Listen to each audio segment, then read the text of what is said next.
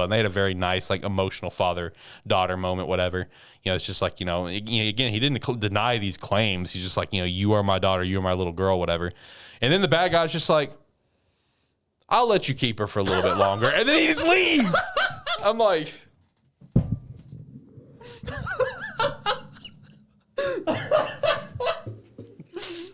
Oh, man. So I'm just like, what the fuck, bro? Like this.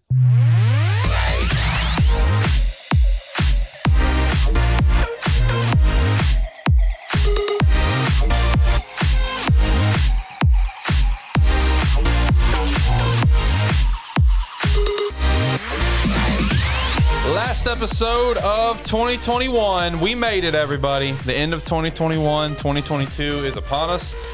This is the final episode of this year, as well as the first episode of the new year that we will post. So, very exciting for that, man. It's been an interesting year, to say the least. I feel like it's been a good year for us here at the studio, here in the casting world for us at Spark E3. My name is Alex Light with Spark E3. I do have Zach in studio. Zach, how are you doing? How are you feeling today here as the new year comes to a close? I mean, I feel good. I mean, it has been a good year for us, at least. We've changed freaking setups 3 times just this year alone. That's fucking true. We have, and we got more changes coming as well that you and I talked about. So we have, I should get like a nice little collage of all the different stuff. Well, I mean, okay, that end of year video I've got, I guess it'll pretty much kind of show off. I mean, it's going to be hard because there was the first set, which was just that small desk when we were just doing audio. So we don't really have anything from that. Well, actually, no, I probably have a picture of that. Oh, do you? Probably. Okay. So I could probably throw that in there if I wanted to. Yeah, it has been a good year for us here with Animan Plus, Lighthearted Gamers, which has now, of course, been renamed to Game Static, and then we kicked off a terrible football show. The main thing is that was good for us for 2021 is that we were consistent. That's the big thing.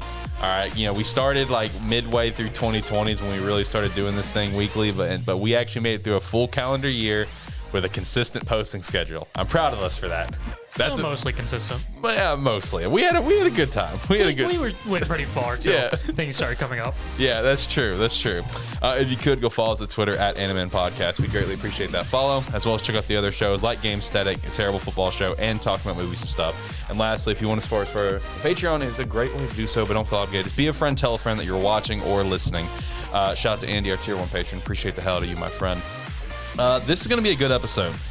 So this episode is not just going to be us talking about our normal animes that we review every week. We're actually going to be talking about our favorite new series that we checked out in 2021. It does not matter if it came out in 2021. If it's new to us, it does count as a potential contender. We also going to be ranking who had the best 2021, and what that is going to entail is the series. This is talking about the core material, the manga, the webtoons. We're not talking anime here. If we want to talk who had the best year, I mean, we'd have to say Tokyo Revengers automatically because of sales. We're not talking sales, nothing like that, right? It's just strictly based on the story content, the first chapter that came out at the beginning of the year to the last chapter, who had the best year in terms of their plot. We're also going to look ahead to 2022, maybe pick out a couple things that we're kind of excited for that is currently announced for next year. We're still going to do our anime talks. We're going to drop a couple of series today just to make room for other stuff like Yashihime and Dragon Quest we'll put on the back burner, and no Platinum in because Zach and I have not watched an episode, so no Platinum in. That it is what it is. We'll follow up next week. It's fine. It's fine. We do have the Takt Op Destiny season finale to talk about, which is going to be a fun conversation because there's been a lot of heat behind that. So I'm looking forward to talking about that because there's been a lot of hate. There's a lot of hate. So I'm looking forward to talking about that, and then I'll talk about the Sakugan finale. But my thoughts are very meh. They're very meh. I mean, we'll talk about it.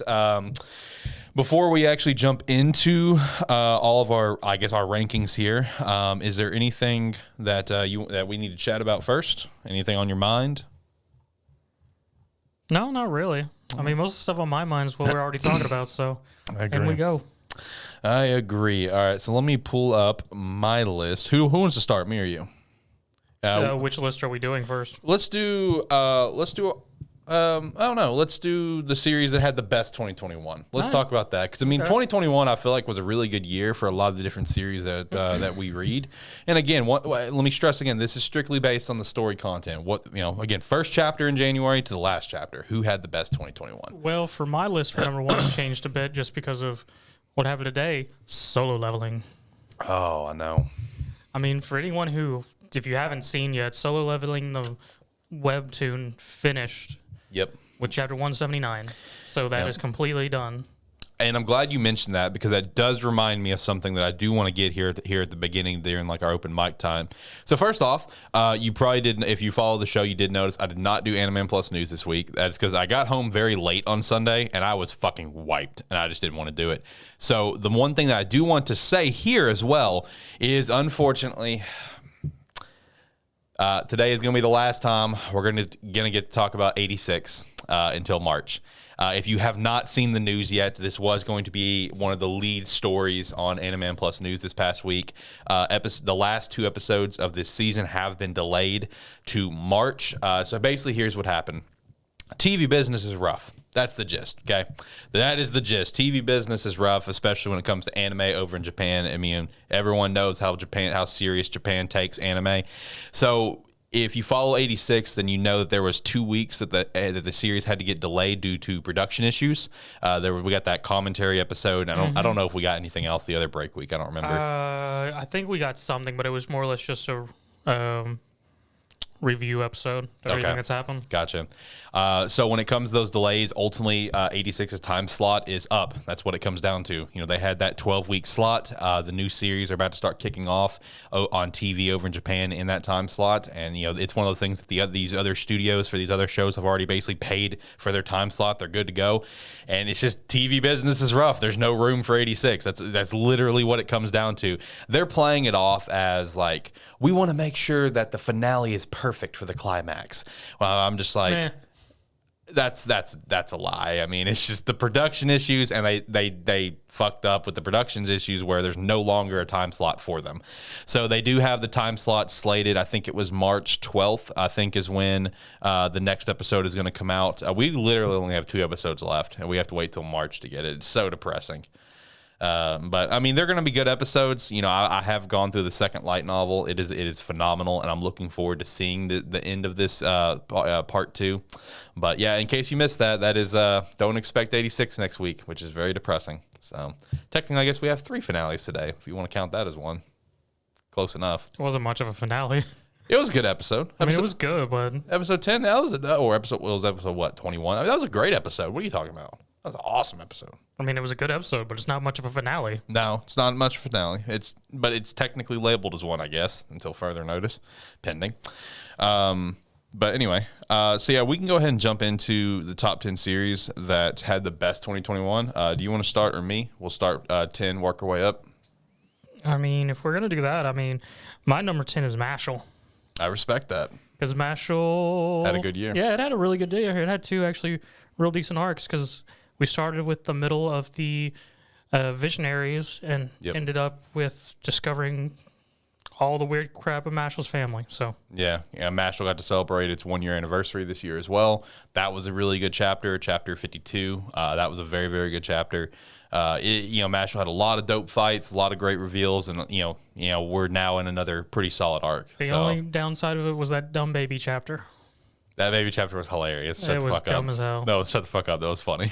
All right, what's your number 9? My number 9 is Weak Hero. Okay. Started the year on a high note with the finishing fights of Ben and Jake, and then it's led into just world building more or less throughout this year. Yeah.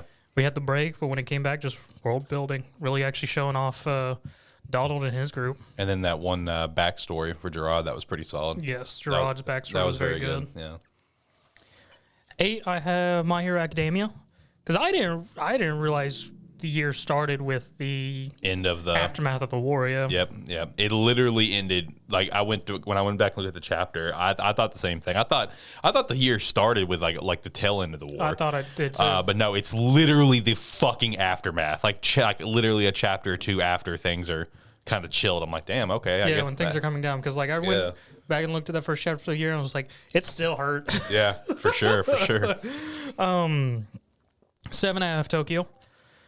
Because, I mean, Tokyo Revengers was very good this year. It was started off with the first chapter of the year was actually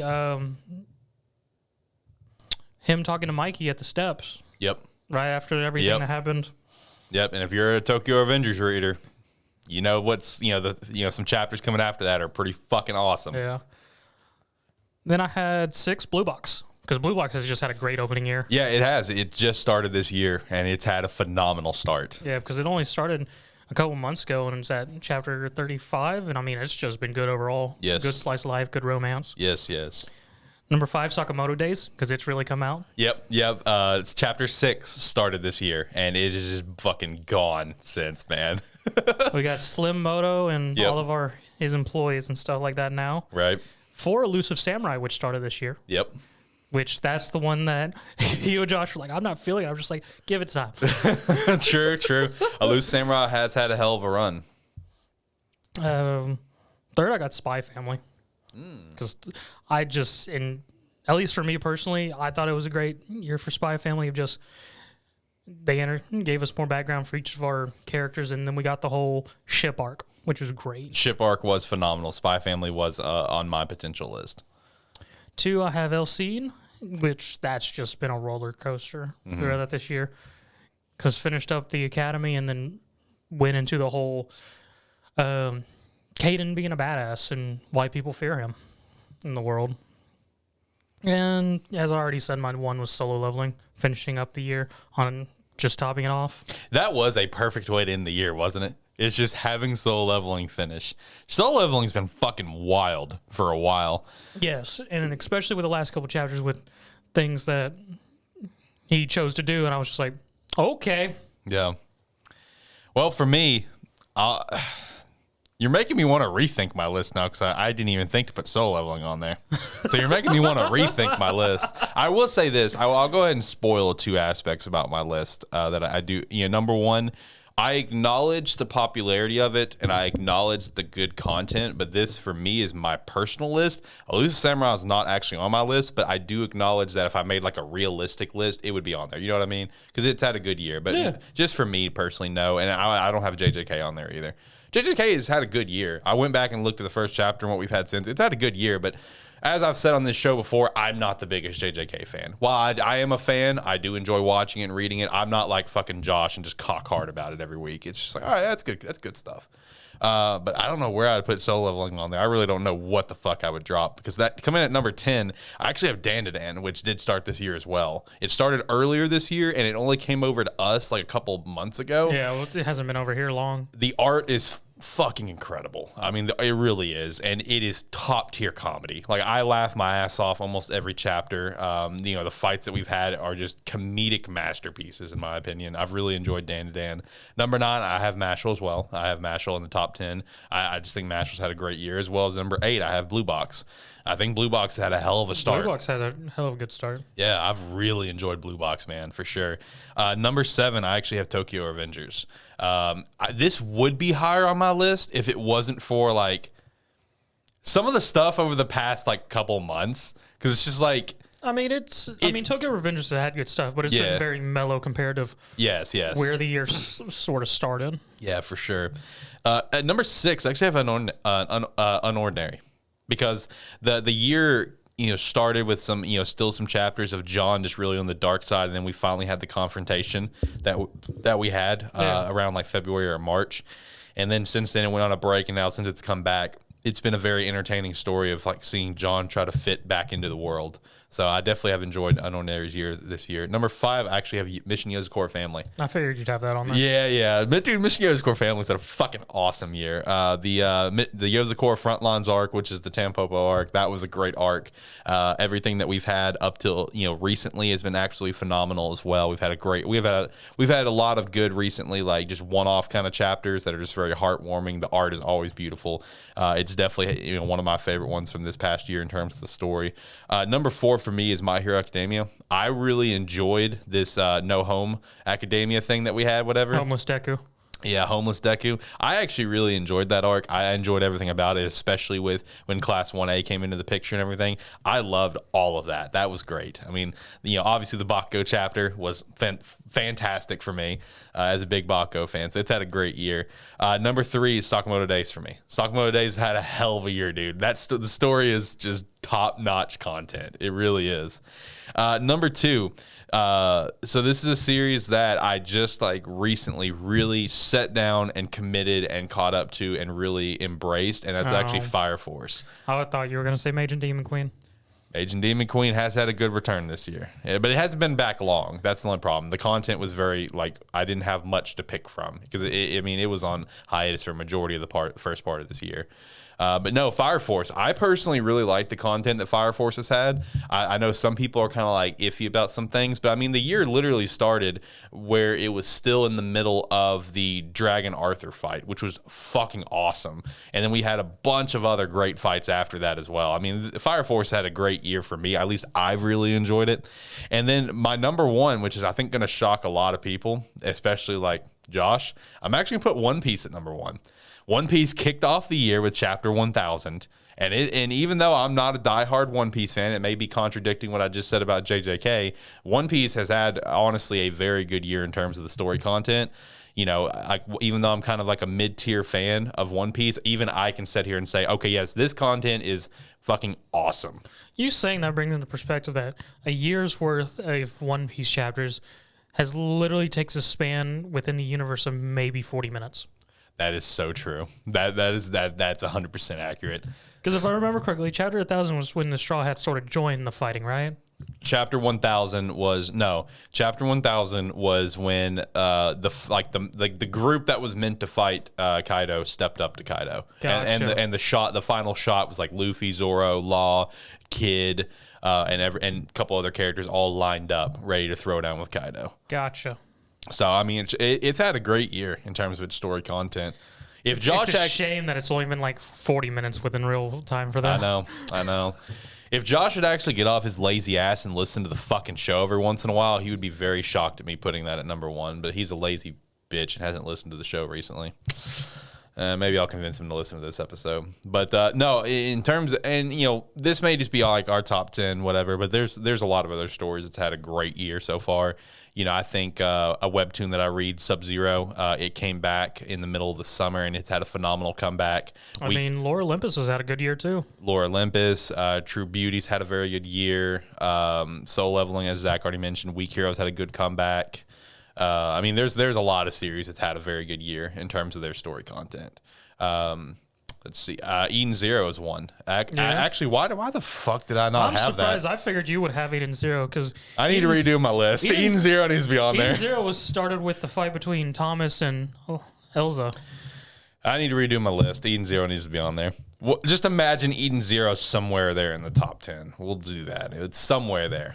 Yeah, Eden Zero needs to be in there. It's had a very good year. I mean, you know, you got introduced to Ziggy's teacher, Monolith. You've had some very good fights, obviously with Nero, for example. Now we've had the recent time skip, which is, I'm all about this time skip. I really am. Yeah, Eden Zero. Just imagine it somewhere in my top 10. We'll just fit it in there magically somewhere, a 5.5 or something. I don't know. Now let's jump over to our top. I mean, originally when I pitched it to Zach, I put top 5, but I actually ended up coming up with 10. Do you have 10? No. Okay, we'll do whatever you want. I don't care. Well, just the top whatever of our favorite new series to come out in 2020 or new series that we checked out in 2020 for the first time. Do you want to start again or me? I need a different list if we're talking about 2020. 2021. Sorry. Thank you. Yes, our favorite new series that we checked out in 2021. I mean, my list is real quick because, I mean, most of these are literally just series that I picked up this year rather than started this year. Right. I mean, number 5 for me is The Strongest Florist, which that's a troll of a series. You are a big fan of that series. It's just dumb and fun. 4 is Advanced Player from the Tutorial Tower. Number 3 is Overgeared. 2 is Tokyo Revengers because I picked up that this year once the anime started. Yeah. And then 1 is a series called Medical Return. I haven't actually heard of that one. I've never heard you talk about that one, I don't think. Well, that was sort of, I only read that one a couple months ago. Medical Return basis is guy was a surgeon and gets cancer and whatnot. And at the end of when he's dying, a god who he performed a surgery on and saved, who was in the body of a human, came to him and gave him a chance to reset his life and put him all the way put his consciousness and mind back into his body right when he was starting high school. And more or less it goes through him reliving his life with his memories as of a trauma surgeon, or I forget what, but he was a surgeon pretty much, of him come from high school all the way up to the years of him being a doctor and surgeon stuff that in the shenanigans it allows. Okay. Yeah, I haven't actually heard heard you talk about that one. It's a very good drama series. So for that to come in at number 1, that's pretty interesting. I actually just put together a top 10 because I had like a big list of options and I just couldn't fucking decide. So coming in at number 10 for me, it came in at number 10 last is Dandadan. I've really enjoyed Dandadan this year. It's been, like I said, very funny. Art's great. At number 9 is actually going to be Takt Op Destiny. I really enjoyed that series. That I really did. Me and Zach both are pre-registered for the mobile game. See, I didn't even think of that because I just took animes out. Oh, okay. Yeah. Takt Op Destiny is definitely on there for me. Number 8 for me is going to actually be True Beauty, very popular, romance webtoon. I've really enjoyed it. It's a very fun read. I've enjoyed it from beginning to end. Number 7, Sub-Zero. I already mentioned that one. I picked that one up this year for the first time, and I've really liked Sub-Zero. I like. Is that a romance too? Yeah, it's a romance. Okay. Yeah, I got multiple romances on here. I'll just go ahead and be upfront about that. I'm not ashamed to admit it. I always see Sub-Zero on Webtoon, but I never look at it, and I always can never tell if it's a romance or not. Yeah, it's a romance, and it's very good. I would definitely recommend checking it out. Number 6 is Blue Box. The romance. Yeah, Blue Box, like me and Zach both already mentioned, it's already had a hell of a start for the year, and it's definitely one of my favorite ones to come out this year. Number 5 is Fire Force for me, because I went ahead and counted Fire Force as an option, because while I watched like the first 4 episodes when season 1 came out, that was literally all I watched at the time, and I didn't actually bother to watch or read anything else till this year. So I count it personally, because I just didn't even really try to watch it the first time. Number 4 is going to be Sakamoto Days.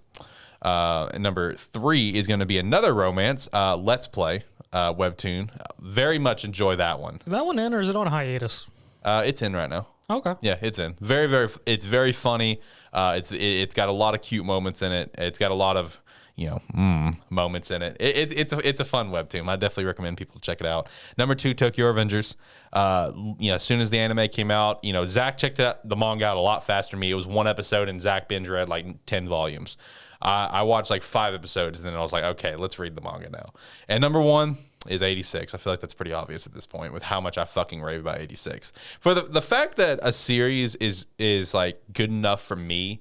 And I know this as someone listening to the show, that won't carry a lot of weight. But if someone knows me in real life, the fact that this series is good enough for me to actually stop and go out and check out a light novel, that says a lot. Because I don't check out the light novels. He doesn't read. I know, I don't read. He barely surpasses with webtoons and the pictures. I need picture books. I'm a child. I don't read, man. I just don't. I wish I did. I really do, but I don't. And even with the light novels, I listen to them. But either way, I checked out a book. That's something. I mean, I could tell you the stuff that happens in it. So, I mean, I got that going for me. All I can remember is you telling me about that. You thought your car was dying. Yeah, no, I thought it was my headphones. I was at work. I was just, stocking some stuff, whatever, rearranging some shit. And all of a sudden, I just started hearing ta ta ta ta ta. I'm like, what the fuck? Is my headphones fucking up? No, it was the audio version that I was listening to. It was dumb, but I got through it, man. It was good. The first light novel was pretty much the first season, and it was unbelievable. It was phenomenal. They did such a great job taking that and turning it to the anime. And the light novel 2 that's been the second season so far was also great. Light novel 4 is really, really good. That's one that I would really look forward to if we get there. I'm assuming we'll get there. We'll see. The only thing bad about 86 for me is just like it has all these great moments, and watching it's still amazing, but I can never feel like any of the characters are in danger because I know there's more light novels. Yeah, see that's the one thing, man. That's the one. Like even like episode 10 of this current season, it's the same feeling. Like you see some things happen to a couple characters, and it's just like there's like literally seven more light novels. So it's just like. So I'm sorry, spoiler alert, but I mean, like everything that you saw in episode 10, everyone's fine. I mean, like Zach said, there's more light novels. Everyone's fine. Don't worry and about it. And for anyone that didn't know about the light novel, I guess sorry. Yeah, I'm sorry. But I mean, I think they just actually released light novel volume 8. I think that just came out. I was about to say, because 7 came out back in like June, July-ish. Yeah, I think 8 just dropped. So, I mean, this is only volume 2. We got a ways to go, people. There's been actually like no actual like I don't want to say that, but okay. Out of our main characters, I would only say one of them has had any sort of like actual change in their life at some point throughout this light novel series.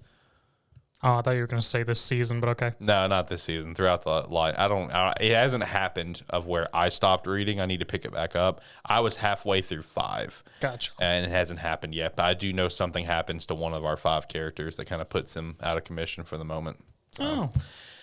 Anyway, let's look at 2022 though, because we do have some pretty good stuff lined up for 2022. I think 2022 is going to be a very good year for anime. So just for starters, we do have multiple movies coming out. I do want to highlight 3 of those, being the Black Clover movie is supposed to come out next year.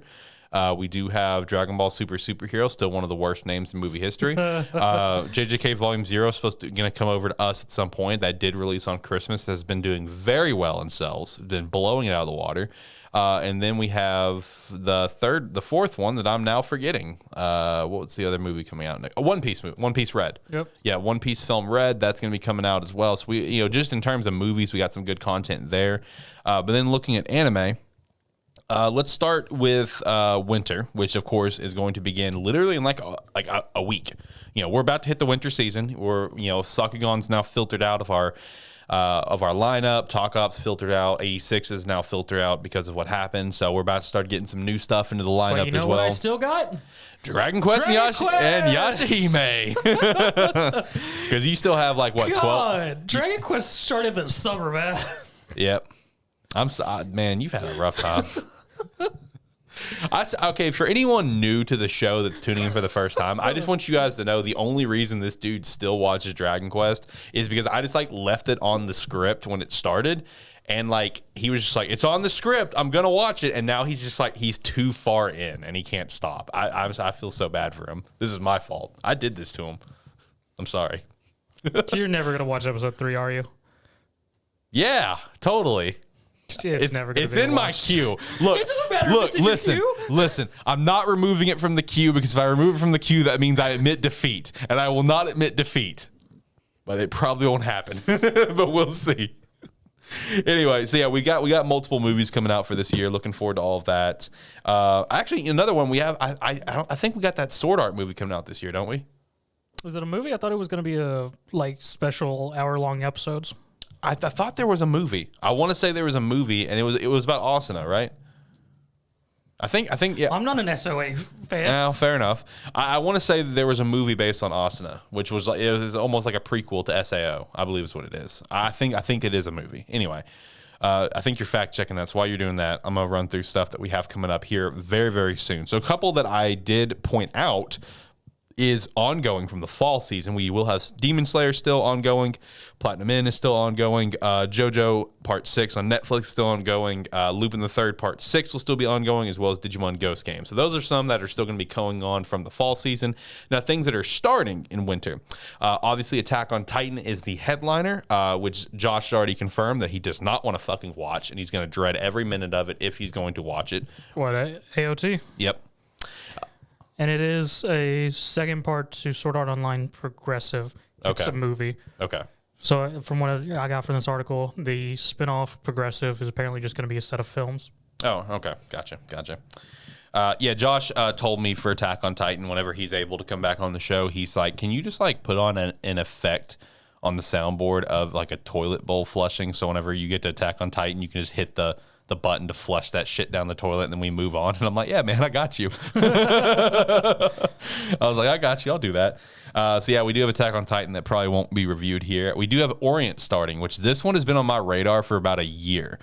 This is from the Magi creator. Now, Magi is something that I couldn't get into, and I will say I tried. I watched about like 20 episodes. I could see that. Magi gets sort of odd and cumbersome. Yeah, like I did legitimately try. I mean, there was aspects about it that was good. It was was good enough for me to watch 20 episodes, but not good enough for me to finish it. But Orient does look pretty cool, and that is one that I will check out.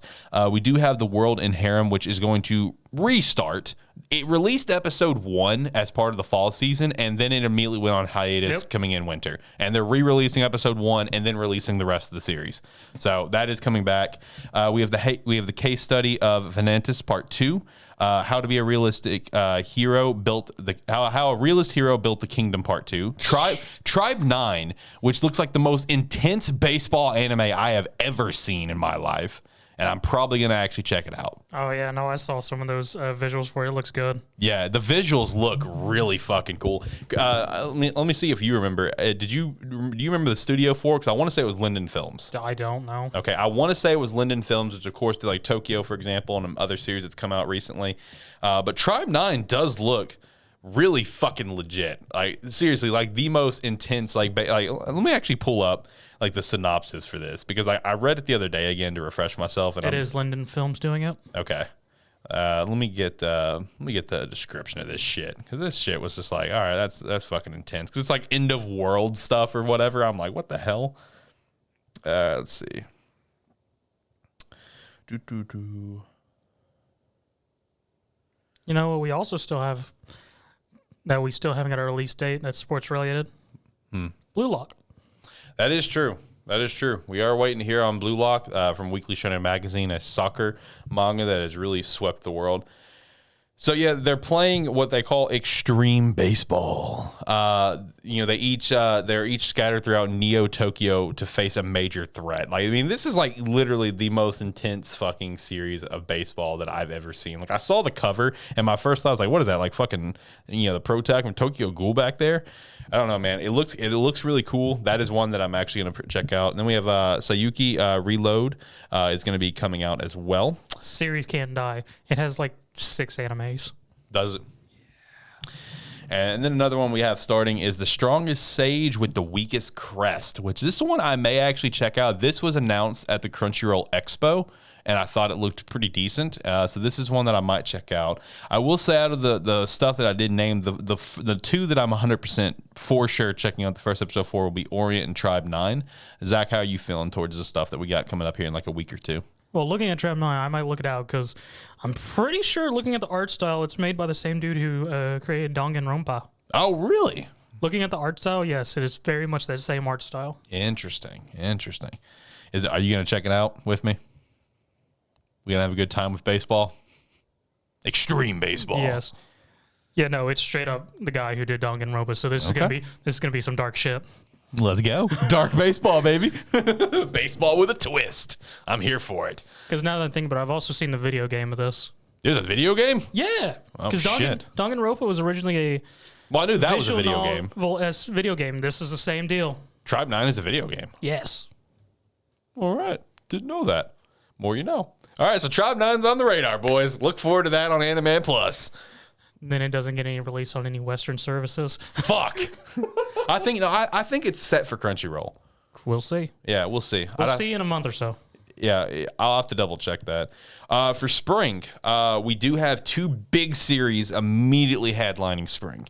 We have Shield Hero Season 2. Very, very pumped for that. That's going to be a great fucking time. Dude, I would give it like a week out, then they push it back again. Don't do this. Don't put those vibes out there, bro. Please don't. And then Spy Family. Ooh, part 1 of Spy Family in spring. Let's go. I'm really excited for that as well. The Greatest Demon Lord is reborn and as a typical nobody. I'm quitting hearing. Build Divide Part 2. That's going to be coming out. I haven't actually. I wanted to check out Build Divide, and I still have not. I think you watched a couple episodes? Yeah, I watched a couple episodes. I mean, it wasn't bad. It's a card anime. Kingdom Season 4. It's Kingdom. Yep, it's Kingdom. New Yu-Gi-Oh series, Yu-Gi-Oh! Go Rush. Not going to check that one out. You know, when I heard the title, you know what Japanese Go is, right? Yeah, you told me about that. Yeah, I just pictured them playing Go and the beads are like monsters. Oh, right, yeah. And then Dawn of the Witch will also be starting in the spring season. For summer, we do have the Dr. Stone Ryosei episode. When will Aoyama make his move, which has done pretty well in sales over at Weekly Shonen Magazine. Call of the Night and The Devil's Part-Timer Season 2. For fall, we got Bleach, My Hero Season 6, To Your Eternity Season 2, and then Uzumaki. I feel like fall is already setting up to be pretty fucking solid. Just between My Hero, with what we're going to get out of that season, To Your Eternity Season 2 to continue to rip out our heartstrings, and the return of Bleach. I feel like we got a pretty good fall lined up already. As long as nothing gets delayed. That's the thing. As long as nothing gets delayed, we'll be all right. And then we got a lot of different series that we're still waiting on. Chainsaw Man, we'll see when that comes out. Overlord Season 4, Woo! Date Alive Season 4. Is It Wrong to Pick Up Girls in a Dungeon Season 4, which I think you'll watch. Am I right on that? I'd still need to watch Season 2 and 3. Okay. Is it John that really likes that then? I know one of the friend group did. I didn't realize John watched that hard, so I'm not sure. Okay. I'm not sure who was a big fan of that. Mob Psycho 100 Season 2, or that's Season 3, isn't it? Pretty sure it's Season 3. Okay, must typo on my part. Don't Toy With Me, Miss Nagatoro, Season 2. I assume you're going to be watching that. Yes, I will. Fairy Tail 100-Year Quest is currently slated for next year. I assume you're not watching that. I will watch that. Oh, really? I love beating my head against the wall. Blue Lock, still waiting on that. We already mentioned that. Bungo Stray Dogs, new season. Hell's Paradise. Hell's Paradise is one that is on my radar. Hell's Paradise looked good. I actually looked up the trailer the other day. Yes, I'm looking forward to that one. Ayakashi Triangle, the reboot, the remake of Ronio Kenshin. And then lastly, the misfit of Demon King Academy Season 2. I mean, I feel like just between what's announced, what's set, what's good to go, and what's TBA, I feel like we've got a really good 2022. We really do. Even summer's looking pretty strong, which summer's usually the weakest. Yeah, summer's always the fucking weakest. Like this past summer was very, very weak. With the surprise Dragon Quest. Yeah, Dragon Quest. Then the Tsukimichi. Yeah. Yeah, summer is very, very weak. Zach, out of everything that we've got slated for 2022, what are you most pumped for? Overlord. Really? Okay. Yeah, I'm a big Overlord person. I did not know that. He's a co-host of my show, and I did not know that. Yeah, I have all 3 of the seasons, the collector's boxes. Okay, well, besides Overlord, what else are you pumped for? Besides Overlord, probably Spy Family, definitely. Oh, for sure. I've tried 9 now, seeing as that's a thing. Yes. My Hero, of course, because season 6 is going to be, hopefully it's going to be amazing. We'll see. And then probably Blue Lock and Hell's Paradise. For me, my number one is definitely My Hero, and it's just because of that arc, dude. That arc. If you guys didn't check it out, we did a bonus cast, or it was part of a regular show. I don't remember which one it was, where we did like our top 10 favorite arcs of all time. That was one of my top 5 favorite arcs for sure. So My Hero season 6 is definitely my number one. After that, like Spy Family for sure. Tribe 9's pretty high on my radar. Chainsaw Man. It actually looks fucking dope. That's gonna be such a stupid show because it's just a stupid series, but it's just fun. It's fun. That's what it is. It's fun. You go in there and you have a good time. For the most part. For the most part, you have a good time. Hit the button. Which one? The one that started because of Chainsaw Man. It's either this one what the is or this chapter? Yes, this one. It was the chapter one. Yeah, we made both prepared for that because the Chainsaw Man literally gave what the is this chapter birth to that. I mean, because every week there towards the end was what the fuck did we just read? I am excited for Nagatoro season 2 as well. I did really enjoy that first season. That was good. I don't know if I'm gonna watch Ayakashi Triangle. I will say that I did end up dropping it. I got into about the 30s and I dropped it. I'm surprised you read it for as long as you did. It had its moments. It had its moments. There was always a nice butt shot every chapter. So I was like, I mean, this is basically a porn, but that's how I reviewed it when I first read it because I didn't know what it was. I just saw that it had like, oh, wow, oh, look at that. It sold, it had 8th ranking for its first, whatever volume. Oh, it must be pretty good. I wonder what it is. Just jump into it. Oh, it's a porn. That makes sense. No wonder it's got good sales. Yeah, it's all right. Not for me. Not for me. I'll put it like that. Hell's Paradise is going to be good, though. And then Ronio Kenshin, that's going to be very interesting. The fact that they're actually doing a remake of it is very, very interesting to me. Anyway, I guess we can jump into some anime talks now. So Platinum In, no talk about this week, as well as Yashihime and Dragon Quest. So we got Sakugan 86, Demon Slayer, and Takt Op. I can start with Demon Slayer. Not a lot to talk about there. Because we're still gearing up. Episode 4 is when, okay, shit's starting to happen now. Okay, we actually got to be fully introduced to our demon, the Upper Six, in episode 3. Kidnaps Zenitsu at the end of the episode. Episode 4 is now setting up for the big fight. The fight has now begun between Tanjiro and the Upper Six. Inosuke is being Inosuke, doing his thing, running around. Which also, shout out to the buff mice. I forgot about those. Completely forgot about it.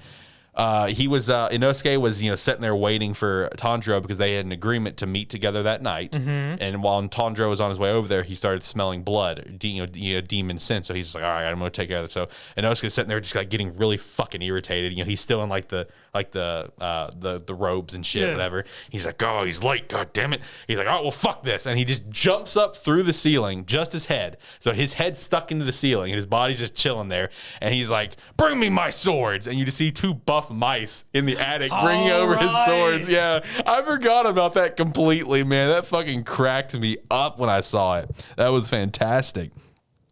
Tanjiro ends up meeting with the Upper Six, and the fight does begin. He finds out very quickly that he's very outclassed, but he's obviously the pro tag, so he's going to continue to fight. We got to see some stuff with Uzai earlier on where he's just like, yo, you guys just need to go ahead and bounce, and they obviously said, nah, fuck that, we're not going to bounce. But I mean, there's not a whole lot to really talk about because it's still just like, hey, we're gearing up, shit's about to happen, but I mean, it had its high moments. Shout out to the mice. Shout out to the mice. The mice was fucking absolutely murdered me.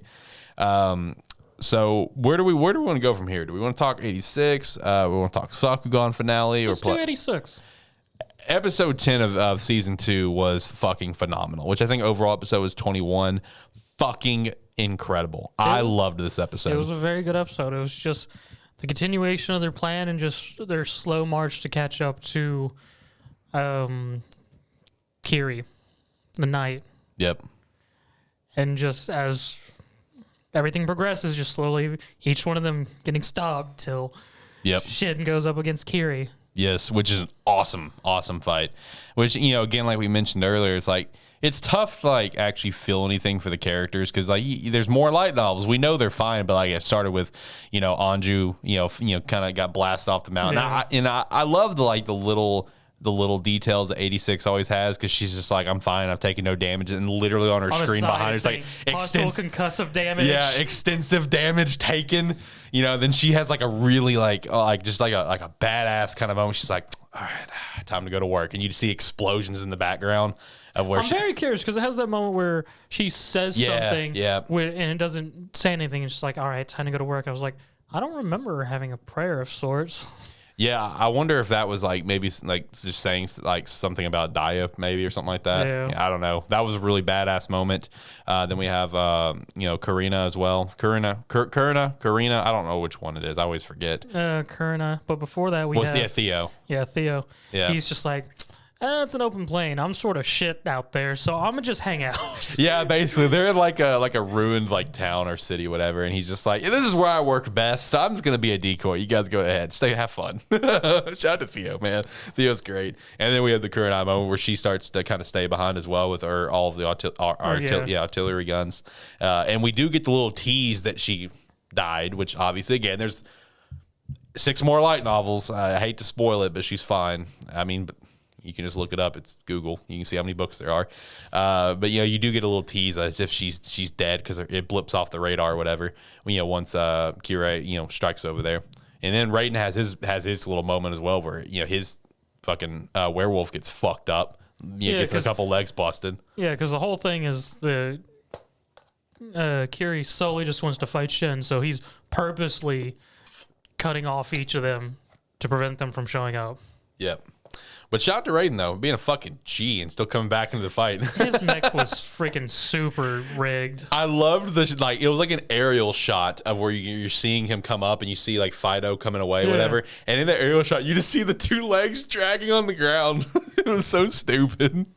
But no, dude, it was legitimate. It was a legit fight. Like the animation was absolutely top notch. I love the back and forth where Kira sees Frederica again for the first time, and it's just like obviously remembers her, calling her princess and stuff, and being very conflicted, and then wants to kill Shin still, blaming Shin for taking her hostage, which she's already kind of talked about before. Frederica, when it comes to the mascots, they're essentially taken hostage in these situations, is basically what it is, And then we in this fight, to help Shin out, because he's out of ammo.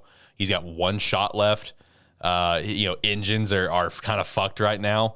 He's just like, so this is actually probably the end, isn't it? I'm probably about to die here. We get an airstrike come in, which I assume I know who that is. You are correct on your assumption, yeah. Because it sort of started faintly hearing of him hearing things and very much foreshadowing specific things for a character. Yeah. We've already spoiled enough for 86. I won't spoil that, I promise. But yes, whoever you're assuming is correct. That is who that is. So the airstrike comes in a couple times to help Shin out. And, Frederica basically threatens to shoot herself, threatens to kill herself. That was a moment when she just puts the gun over her head. She's like, protect me. Yeah. I was like, God damn. It was basically to distract Kira, because as Shin was kind of approaching the whole thing, Frederica yells at him. She remembers. She's like, hey, he's good at close combat just like you are. Back off. And Shin's like, oh fuck, and gives back. But once he gets Kira gets distracted, that's when Shin gets on the thing and basically rides his way up and gives him a fucking epic blast. And then we had such a great moment.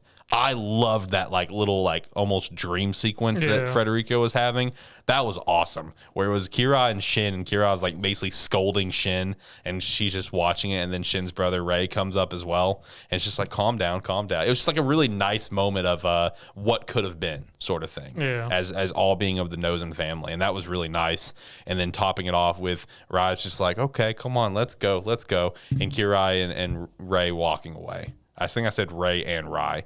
Anyway, that was a very nice moment. Very much enjoyed that touch. And then the episode obviously leaves off on a big cliffhanger that people are going to have to sit on for 3 months. Yeah, the big artillery cannon explodes with Shin's mech still on it. Yeah, he's still at the top after he shot it. Just boom, big explosion. I saw in the comments on Crunchyroll, I was like, that is an illegal cliffhanger. I agree, especially if you don't know anything that happens. Now got to wait 2 months before you can do anything about it. No, that still bums me out, man. 2 episodes. But hey, TV business is rough business, I guess, right? Where do we want to go from here? We got what? Sakugan and Takt Op? Sakugan? Yeah. I'll knock it out, I guess. It was overall the series, I'd say, is 6.5 out of 10. Did you figure out what the heck the Rainbow Children were? Okay, yeah, they did kind of talk about that. So essentially, and here it's like they talked about it, but at the same time, it's just either I was kind of in and out of the show potentially, which is a likely possibility for me. Let's be real. Or they didn't properly explain. But essentially, the Rainbow Children are very highly intelligent, gifted children who have the ability to remember all of their memories, even back to birth as babies. They can very vividly remember everything. So all of her memories and these dreams that she has of this place, that was actually her when she was a baby. It's not just something she's dreamt about. You get the bombshell dropped on her where Gampa's not actually her father. This group essentially wants to eliminate all the Rainbow Children, which also. So I'm assuming Gampa just found her in a hole somewhere. They didn't specify. Okay. Yeah, didn't explain. It was just one of those moments of where Gampa didn't necessarily deny those claims that he wasn't her dad. He didn't say it's just he didn't say flat. It's just yeah, you're my kid. Me and your mom had you. He didn't do anything like that. All he further just drilled in is that, hey, you are my daughter. So I think it's more in a way of hey, I raised you in a way, Yeah.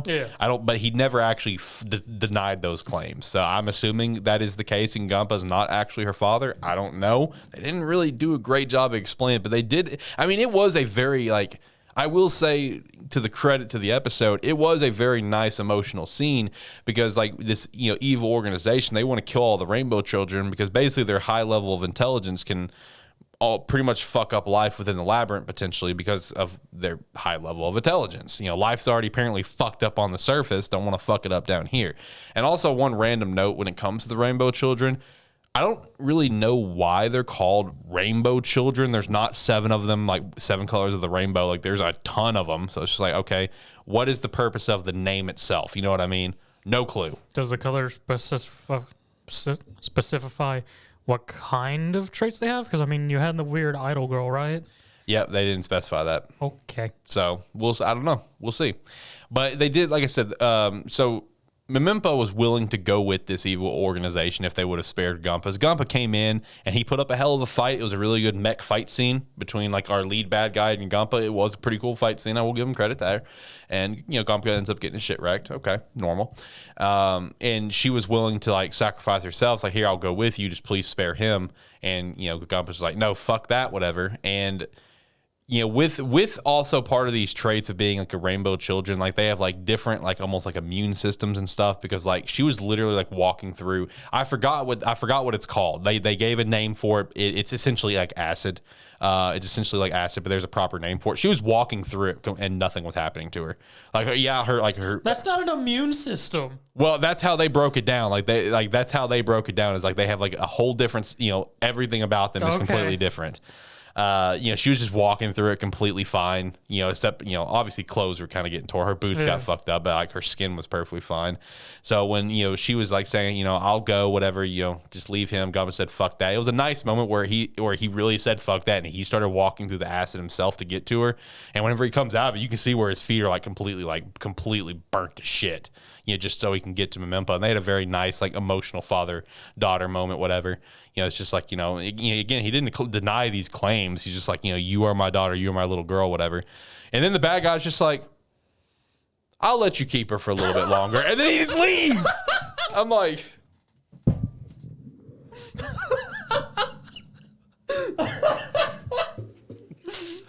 Oh man! So I'm just like, what the fuck, bro? Like this whole time, this bad guy's roasting Gagamba. It's just like, oh, you're a failure and blah blah blah. And they have like this nice emotional moment. He's just watching up in the mech. He's like, you can have her a little bit longer, and he just leaves. And I'm like, oh my god. When your evil villains have a heart of gold. Basically, I don't know, man. I will say the ending was kind of funny as well, you know, because Memento and Gagamba were basically praised as heroes. Because right after that.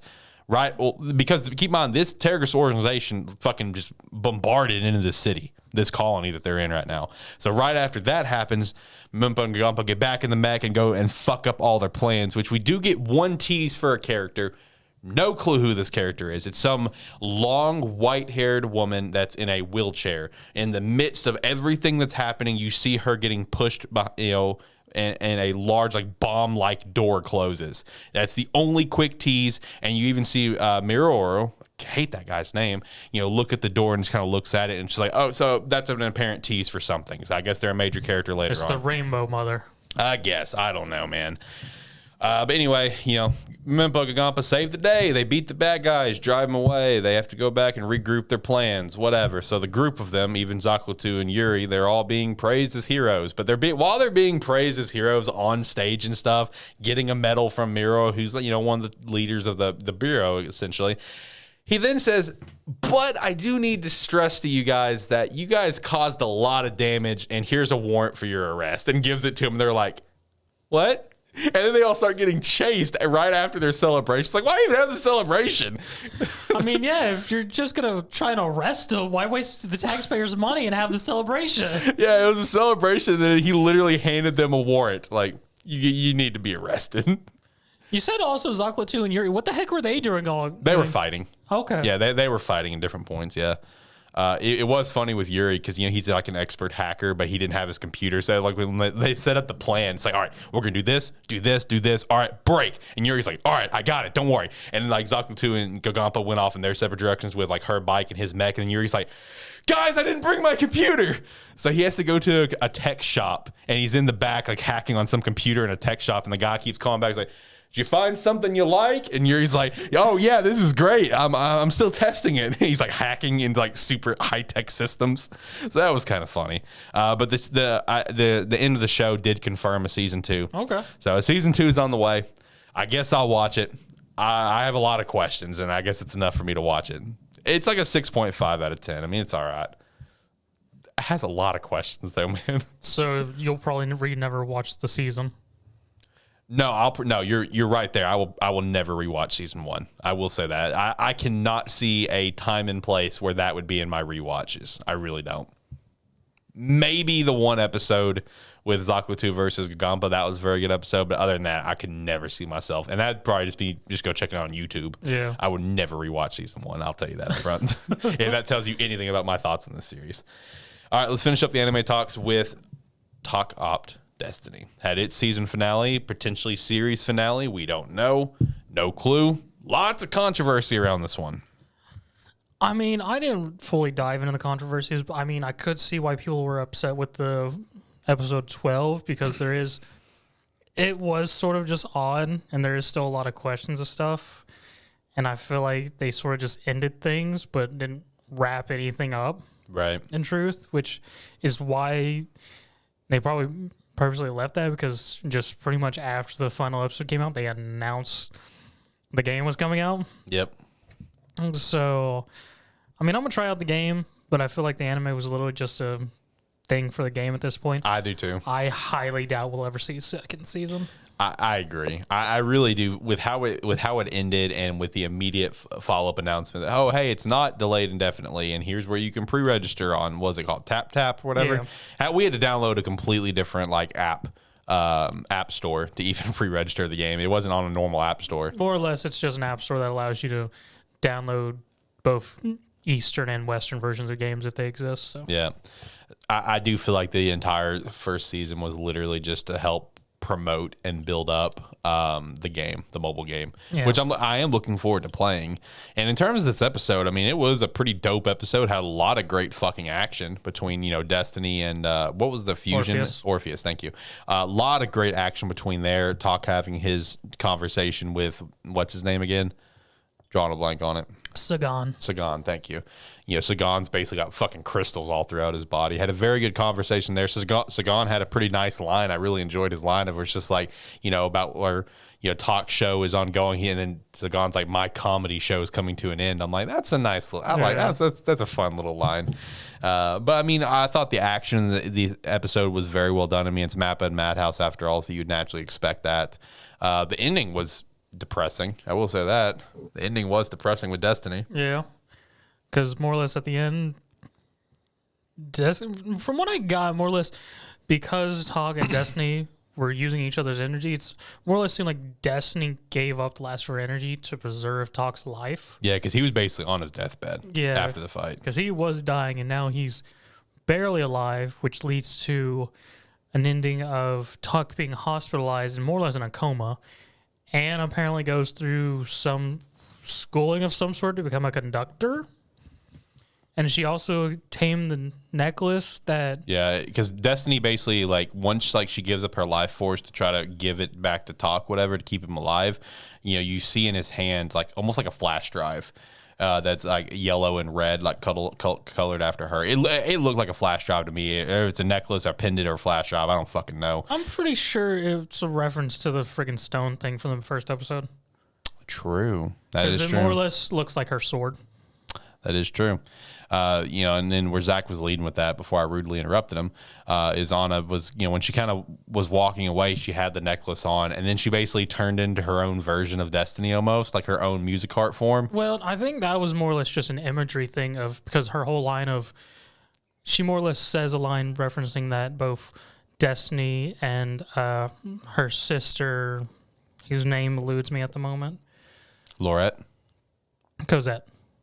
Oh, yeah. Yeah. Her Destiny and Cosette, more or less, the other two who cared for Talk, more or less have just always been pushing him to give him a chance to play music, and she's more or less taking up that role now since both of them are gone. So I think it was sort of just an imagery of Anne taking up the baton of Destiny and Cosette. Which also shot at Destiny kissing Talk as well. Yes. Yeah. That's what we expected the whole time, not, Anna and Talk to kiss. And then she also has that weird line of, I waited the last time, this time I'm not going to wait. So I assume there was a weird love triangle between Cosette, An, and Talk, but An backed off for her younger sister. Right. And then she was still holding back because of Destiny. And then finally, she just finally kissed him. And that's when everyone, what the fuck? Yeah, that was a big what the fuck moment for sure.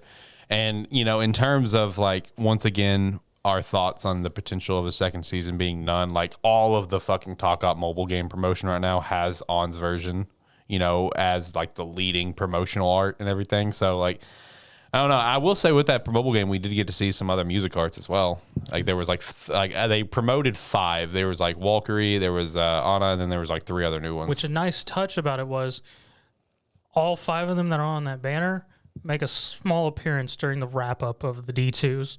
Oh, okay. They're at the end. Yeah, if you're paying attention, you see the twin tail with the 2 guns. You see Valkyrie again. The one that's in the green dress shows up for a moment. The only one that doesn't show up, I think, is the one I think that's in the blue dress of the banner. Okay. I wish there would be a second season, but I just don't think it's going to happen. I think the focus is going to be like, go play the mobile game. The story continues in the mobile game, which is kind of crappy in my opinion. I mean, the only reason I would see a second season showing up because I have no idea where the story's really going to go. Yeah, there's no source material to find out. Is if it becomes popular, similar to like Fate or Genshin. Oh, yeah, true. Because, I mean, Fate's had several animes based off its games, and then, which just back in summer, it had Babylon, which is an entire story arc in the Fate Grand Order phone game. And then Genshin. Genshin doesn't have an anime, but it does have a manga. Yeah, it does have the manga. My only hope for either a season 2 or just the mobile game story, whatever it's going to be, is which we won't be able to read. Yeah, true. is I just want to know. I want to know what the fuck happens with On. Like, how does she become like a music card essentially? How does she get Destiny's powers and appearance? I just want to know that. I need that explained to me. I want to know. So I just hope that's explained. Either we get the season 2 and we can find out, or find out in the mobile game. I need to know. I mean, based on what context I have, I would assume it's either a power source contract of sorts through that necklace that allows her to take that form, and she's able to fight like a music arc similar to Takt was with sharing Destiny's energy, because she would not be technically a music art herself, seeing as they've mentioned before that for someone to become a music art, their personality was more or less killed, and to put in that of the music arc in their body, it's taken over. Mm-hmm. So, I don't know. What was your favorite episode of the week? 86 for me.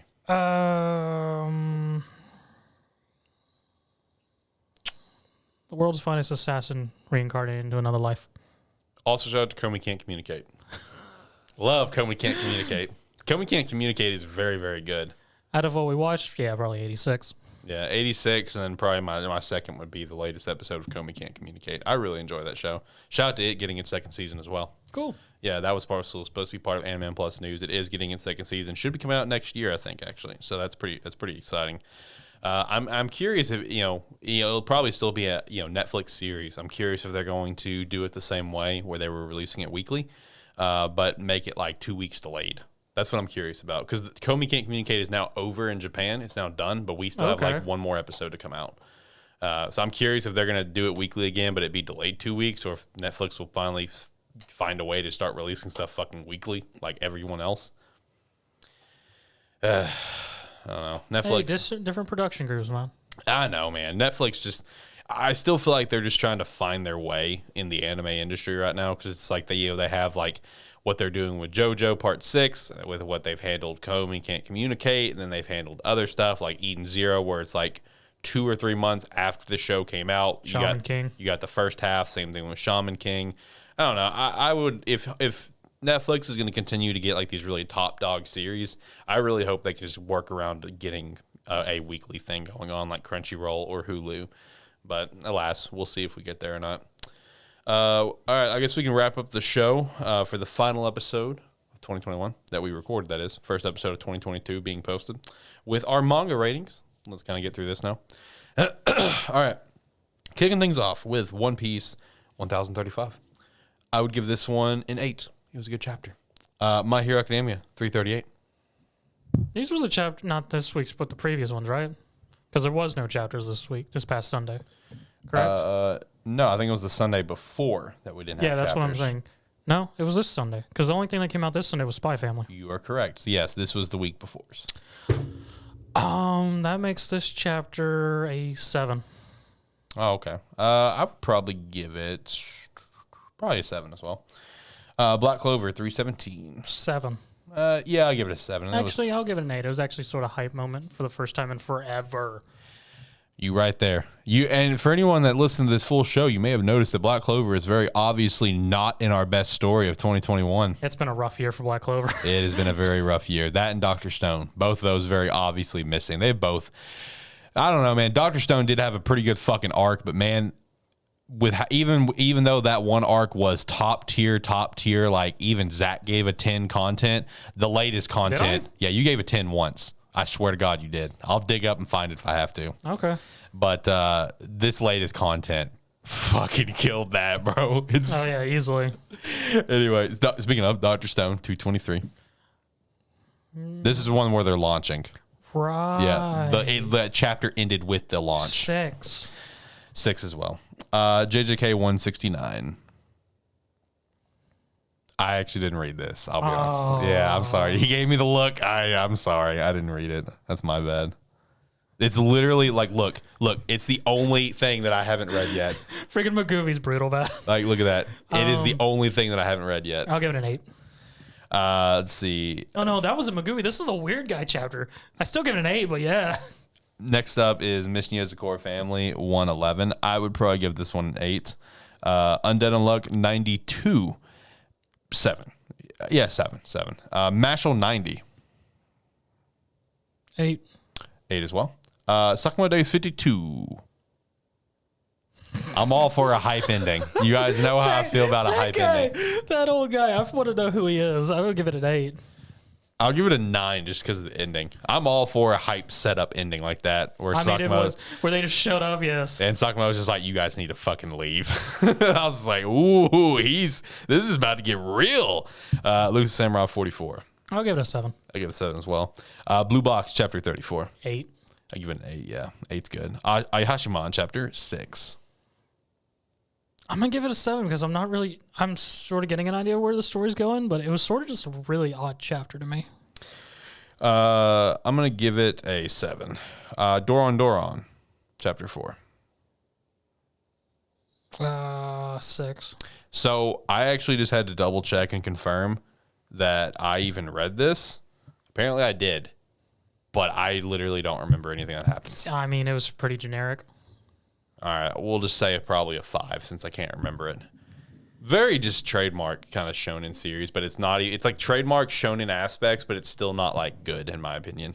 It's all right. I don't see the hype on it. I really don't. Oh, it was funny. I saw an article that week when that episode came out. Someone comparing it to saying it was the successor to the shonen series that had fallen down of Candy Flurry. I was like, ooh, that's not good. No. My Hero Academia, Vigilantes. Knuckle Duster. I got 2 words for you. Knuckle Duster. That end shot, baby. Let's go. The Knuckle Duster legacy lives on. I was just great. When you just sent me that, I was driving and I just hit my phone to read it. Just said Knuckle Duster. I was like, oh God. Let's go, Knuckle Duster. His legacy lives on, brother. I'm going to give it a 9. Spy Family 58. This is the one with the dog in the burning building. Yeah. Where the dog was sort of being weird. Yeah. And Lloyd had no idea why. I'll give it a 7. 7 as well. Kaiju number 8, 53. I will give it a 8. Yeah, I'll give it an 8. Dan chapter 38. I'll give this one a 7. Fire Force 295. Okay, we got some shit happening. Got Shinra with a thing. Oh. Okay. Well, I mean, I assume it's a spoiler by the fact how vague you're being. It is, but at this point, if you listen to this far in the show and you're listening to the manga stuff, I mean, I'm assuming you may have read it. I don't know. But he gets like a demonic transformation, and it looks really fucking cool. Okay. Looks really, really cool. I'd give this one an 8. Okay, was Tokyo on a break? Did you get to read? I caught up on 3 chapters. Okay, 236 never popped up for me on any site that I've read it on. So I'm assuming it was on a break, maybe. But I thought if it was, I find that kind of interesting because I'm pretty sure I've read 236. Okay, what happened? More or less, it was just everyone visiting. Was that the one with Hina at the end? Yeah. Okay, that's 235. How is it? So okay, I guess not. No, 236. Well, if we're rating 235, that was a 9. That was a 9. But I don't know if I got the chapter wrong and 235 is actually the latest that just came out, or if I'm fucking up. I don't know. It may have been off because 235 started off with a Christmas color page. So okay, Eden 172. 7.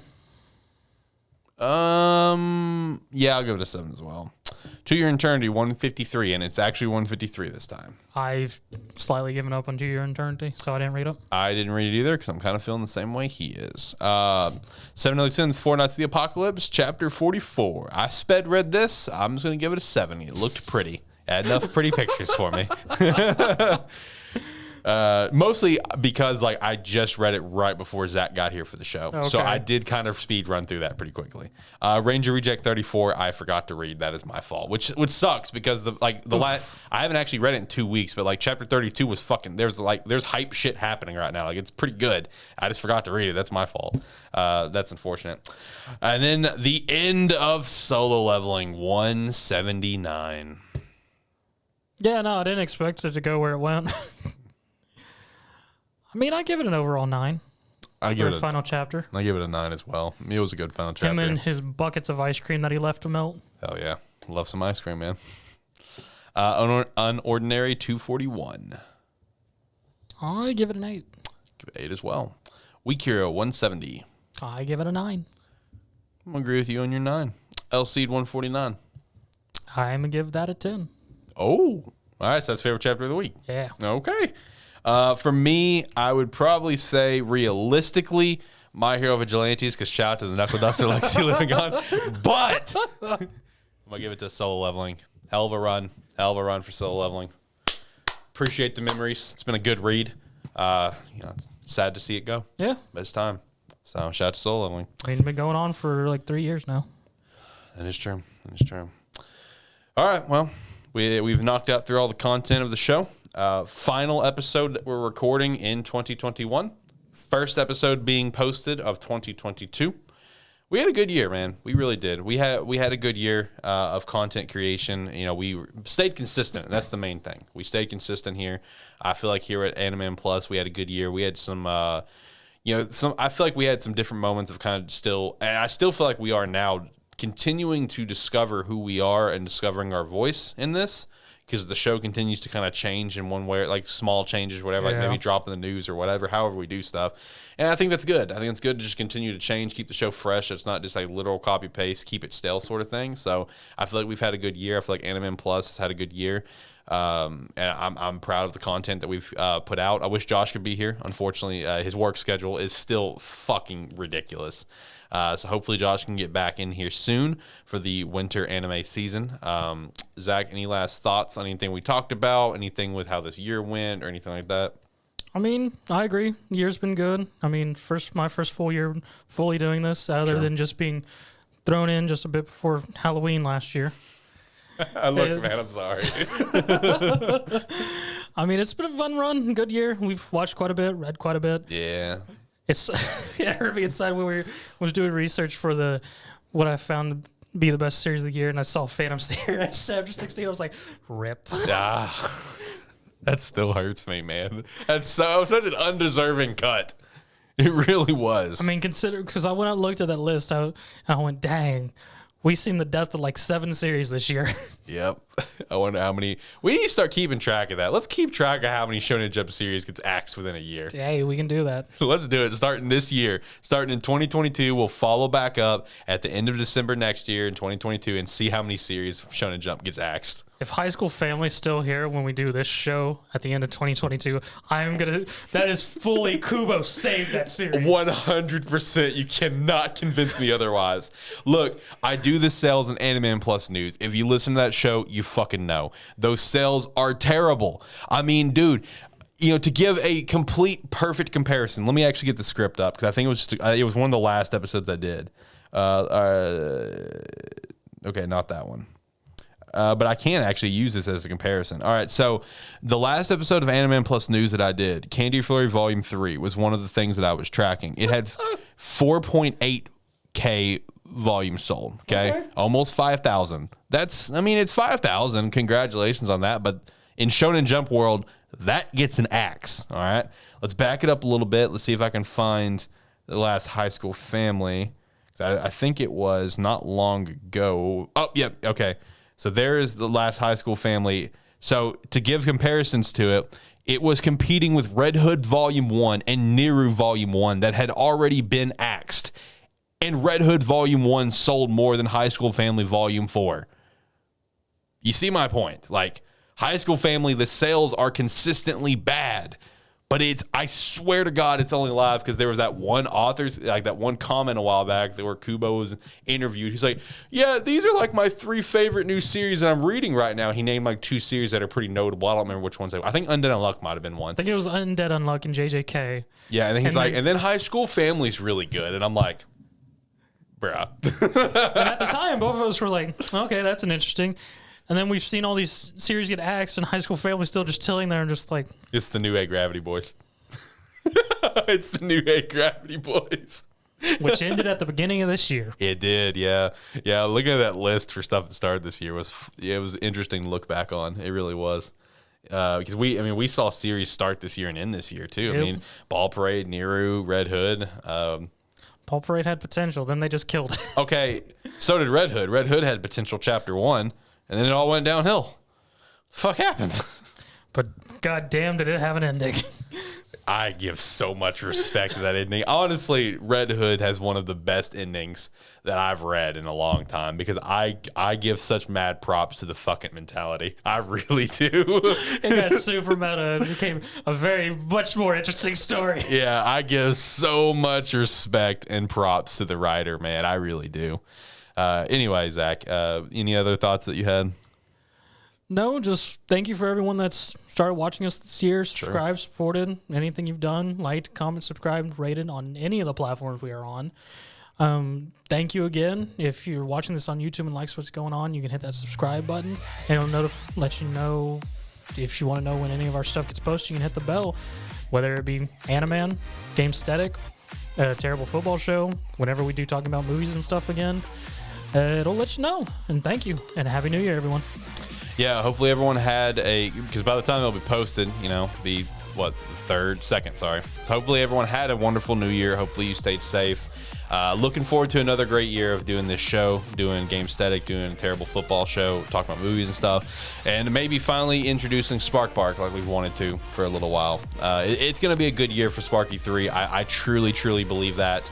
And I can't thank you guys enough for listening to this show. I really do. I mean, just anyone checking out the show, it gives us kind of purpose. It just feels good. We appreciate you guys for commenting, liking, whatever.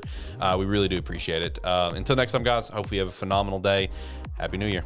Bye.